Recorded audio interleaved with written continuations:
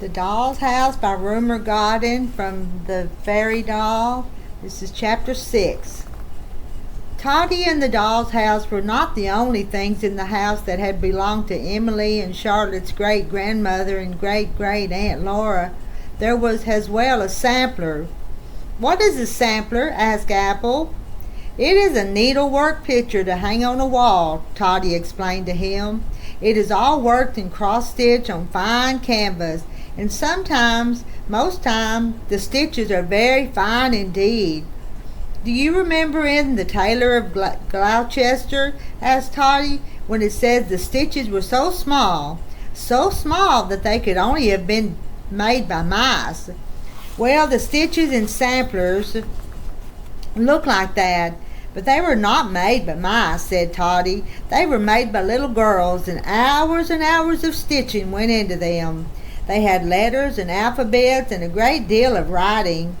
"I remember them well," said Toddy. "I feel glad that little girls do not have to make them now," said Toddy. Great-grandmother's sampler hung in the children's room. It was long in shape and framed in a narrow wooden frame.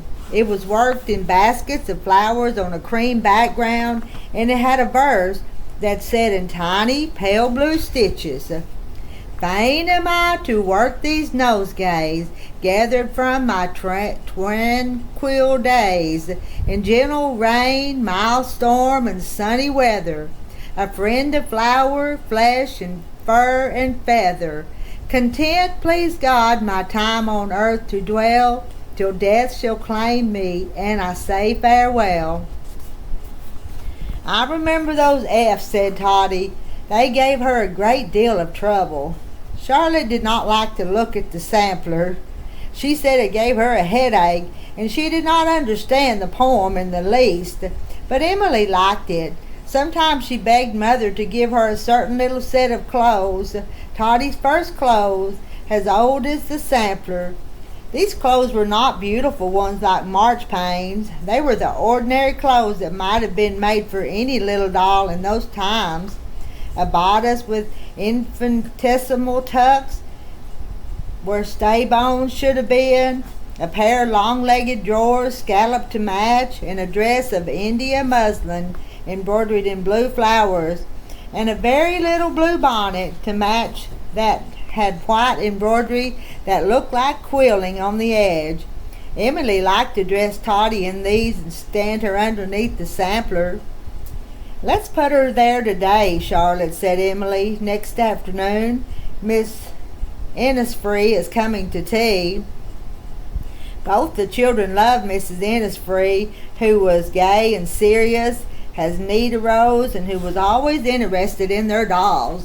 Emily dressed Toddy and stood her under the sampler, and even wrote a ticket that said, not unlike the cleaner's notice for Marchpane, "Example of a real old sampler worked by a little girl in 1846. "Poor little girl," said Charlotte indignantly. Emily took no notice. She wrote, "Example of a farthing doll dressed by that same little girl in 1846. "Her mother must have helped her," said Charlotte. "No little girl could make that quilling. You ought to put in about the mother, Emily." "Well, I shan't," said Emily. "It spoils the notice." There was the sound of footsteps outside the door, and Mrs. Innisfree came in. She admired Toddy and the sampler, and she admired the doll's house, and she sat down by the fire and listened to the whole story of it. "It's a pity about the chairs and couch," said Mrs. Innisfree. Emily told her about the set in Wigmore Street, and then she and Charlotte fell silent.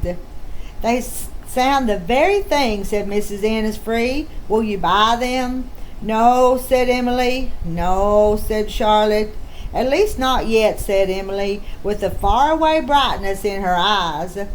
"I see," said Mrs. Innisfree, and her eyes went to Toddy. "It is strange," she said, "that you should have arranged Toddy like that for me to see." "I am having an exhibition," said Mrs. Innisfree. "At least a part of it is mine. It's called Dolls Through the Ages, and it is to help the Blind Children's Fund. I wonder if your little doll and sampler would be in it." "You mean just as they are now?" asked Charlotte. "Example of a real old sampler, worked by a little girl in 1846. Poor little girl. An example of a farthing doll dressed by that same little girl in 1846. Only you ought to have put in about the mother doing the quilling," said Charlotte. "Yes, I mean that," said Mrs. Innisfree. "I think your mother would let you."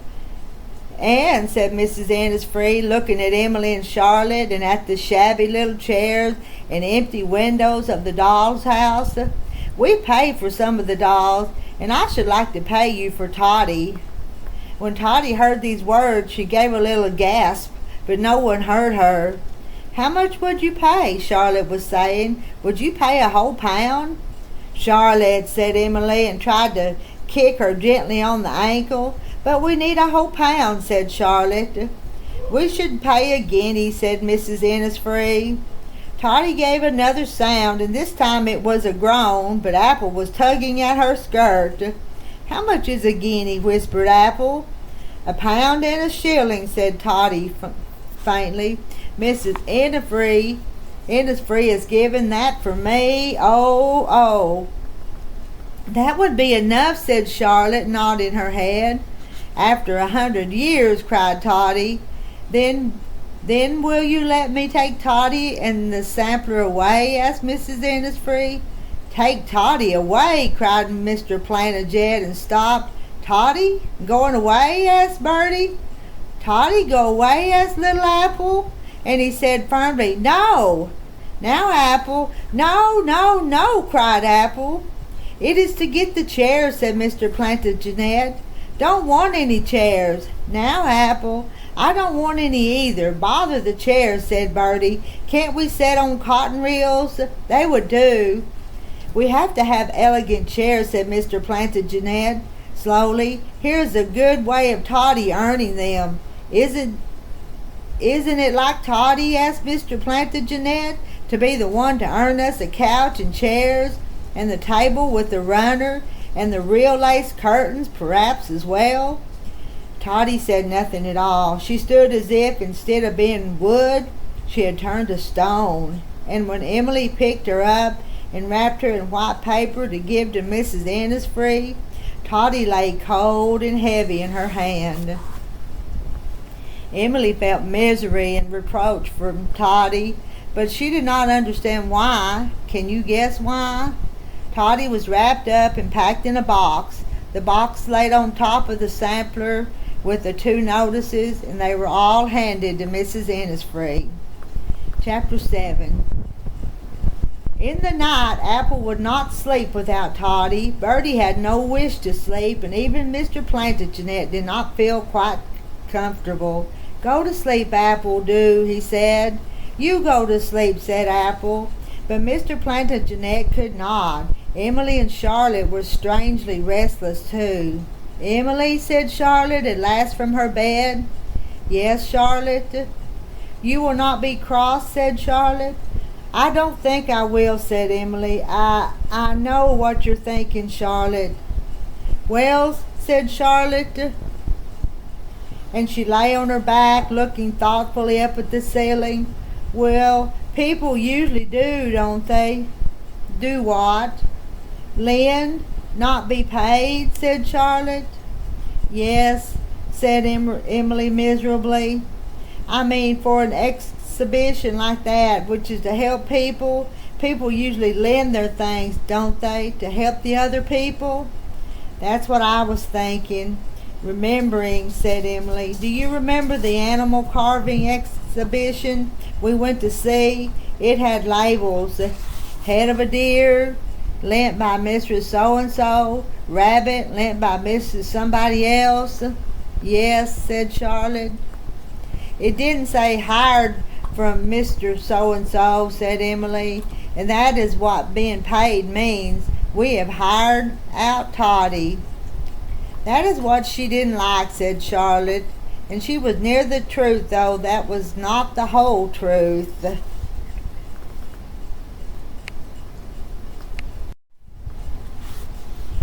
I felt her being miserable, but I didn't take any notice then, said Emily. Nor I, said Charlotte, but I wish I had. I believe Mrs. Innisfree offered to pay us because she was sorry we couldn't get the chairs, said Emily. We shall go to Mrs. Innisfree in the morning and tell her, said Emily. I believe she knew we really ought not to have been paid. I believe we really knew that too, said Charlotte. It was my fault, she added. I said we needed £1. No, it was mine, said Emily. I wanted the chairs more than you did. How funny. I won't think so hard, Charlotte, that I don't think what I'm doing. I don't want them so much now, said Emily. Then we shall have ordinary ones. Asked Charlotte. No, said Emily firmly and shortly. Then what will you do? I don't know what I shall do, said Emily, but not this, she said. Mrs. Innisfree was surprised to see them when they called at her house next morning. She seemed more surprised than pleased when Emily laid the £1 note and the shilling on the table. After all, said Charlotte, we're not blind, and if we don't get paid for Toddy, the children who are blind will get more money. Certainly they will, said Mrs. Innisfree, and she looked at Emily, who had put down the £1 note and the shilling, and who could not trust herself to speak. Emily, said Mrs. Innisfree, you want those chairs badly, didn't you? Yes, said Emily, but Charlotte likes the doll's house just as much as I do. It was your idea to get those chairs, and the couch, and the table, and the runner, put in Charlotte. Well, I saw them first, said Emily. Emily usually sees things first, said Mrs. Innisfree gently, and it's usually they who have the ideas. I'm like Emily. It was my idea to pay you for Toddy, but of course it is far nicer that you yourselves have decided to lend her to me. Now I have another idea, said Mrs. Innisfree. You must remember that while this was happening, Toddy was packed away in her box under her paper and had no idea of all of it at all. You must keep remembering that. I want, said Mrs. Innisfree, to see those old chairs and that old couch, the ones that were in the doll's house when it came. But they are all torn and unstuffed. But the wooden part, the legs and arms and frames, that is still there, said Charlotte. They should be as good as new if they were as good in the first place as I think they were. As good as the Wigmore Street ones, said Mrs. Innisfree. Go and get them now, she said. What? Now? Straight away? asked Charlotte, but Emily's eyes gleamed. Straight away, said Mrs. Innisfree. I might be able to do something with them if they are as I hope. Are they? asked Charlotte, an hour later when she and Emily had come back. Are they what? As you hoped? Yes, they are, said Mrs. Innisfree. The sofa and chair stood on the table in her drawing room. Look, she said, and with her scissors she ripped off what Emily had left of the stuffing, the torn bits and the dirty old cotton.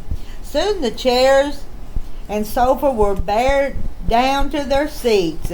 Look, said Mrs. Innisfree, the wood is good, quite solid. Do you see, Emily? The little legs are turned. They are scratched and discolored, but the good work is there. Do you see that when things are beautifully made, how beautifully they last? These don't look as if they lasted, objected Charlotte. They look fit to throw away. That's because you haven't looked into them. Wait and see, said Mrs. Innisfree. She opened a drawer and took out 2 pieces of sandpaper and rubbed them against each other. That's to smooth them a little because they are too rough. They must not scratch the wood too deeply. She picked up a little chair and began to rub its leg. But you're taking all its polish off, and the dirt and scratches. Now you and Charlotte rub them, and when they are quite clean and smooth, we shall take them to a man I know who is a French polisher, and we shall ask him if he will help you. I think he will, said Mrs. Innisfree. But would a real French polisher polish them? He might, if we can make him interested, said Mrs. Innisfree. People will do anything if they are interested. But what about the seats and arms and backs? They were all cushioned before. They can be cushioned again. But with what? Mother says that nowhere anywhere can you buy stuff like they were cushioned with, said Emily. Have you seen this? Asked Mrs. Innisfree. And she picked up a footstool that was standing by the table and showed it to them. Its top was of embroidery. Flowers worked very finely in the same mice stitches that Toddy had talked about. Stitches like the sampler, only finer. This is called pettipoint. Have you ever seen a chair like it? Asked Mrs. Innisfree. A tapestry chair? Oh, said Emily. Oh, you mean? Yes. What could be better than tiny tapestry chairs and a couch? Asked Mrs. Innisfree. Doll's tapestry would have to be very, very fine, said Emily slowly. Could anybody work it? She asked doubtfully. I have worked it so that it is very fine indeed. It would be beautiful, breathed Charlotte, but we couldn't do it, not Emily, nor I. It would take us years and years to learn. Our great-grandmother would have done it. Perhaps there was some use in working samplers, said Charlotte mournfully. Now who? Mrs. Innisfree had not answered. She had opened a drawer and was taking out a roll of fine canvas and a box of silks. You, said Emily and Charlotte together. You? You mean you would work it for us? It would not take me very long, said Mrs. Innisfree. I think I could do it. Anyway, I could try. Suppose you stay to lunch with me, and then we could choose patterns and colors. Of course, we shall need an upholsterer as well as a French polisher, said Mrs. Innisfree. But I have another friend who would do that for us. I think it would be far nicer and, of course, far cheaper, she said, with a sideways look at the children, than the little set in Wigmore Street that you wanted to buy. What a great deal we are learning about things, said Emily, all these beautiful old things. But you mustn't think it is only the old things that are beautiful, said Mrs. Innisfree. We can do as good work nowadays as if we have the same patience. Yes, patience, said Charlotte. Truth to tell, her hand was aching very much from the sandpaper, but she went on rubbing. They had lunch with Mrs. Innisfree. What did they have? They had pilace, which is fish, and green peas, and mashed potatoes, and a cherry tart for Mrs. Innisfree's bottled cherries. After lunch, they looked through the patterns and silk and chose a small pattern that was part of a larger pattern. It was moss rosebuds in crimson and pink with green leaves on a cream background. And we must have this copper color for the stem, said Mrs. Innisfree. And I shall use this peacock blue for the shading. Can you shade so tiny? Asked Emily. I think I can, said Mrs. Innisfree.